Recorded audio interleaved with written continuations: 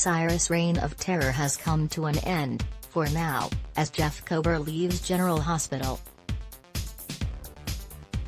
The actor's stint on the soap wrapped up in the June 16 episode as his alter ego was shipped off to a federal penitentiary in the Midwest to pay for his litany of crimes. "It was such a treat for me," Kober told Soap Opera Digest of his run as the GH baddie. "You know, this was a 3-month job that turned into a year and a half."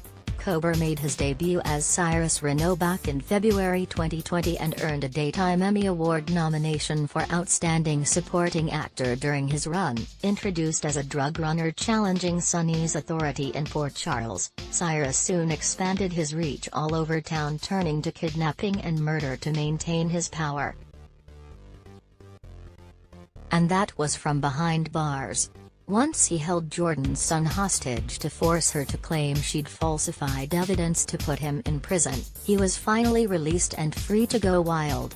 As a free man, Cyrus' next step was to try and establish himself as a legitimate businessman in Port Charles, and even donated enough money to General Hospital to secure himself a position as chairman of the board.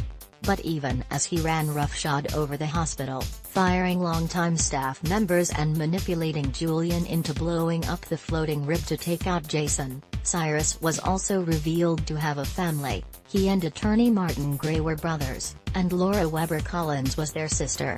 Cyrus had an ominous warning as he bid his sister farewell. ABC, however, even as GH began to give Cyrus background and layers to offer some depth to the character, the soap suddenly had him go off the deep end, turning violent and initiating a hostage situation that was never going to end well for him. Now that he's recovered from his gunshot wounds and been shipped off to prison, it would seem Cyrus' evil schemes have come to a close.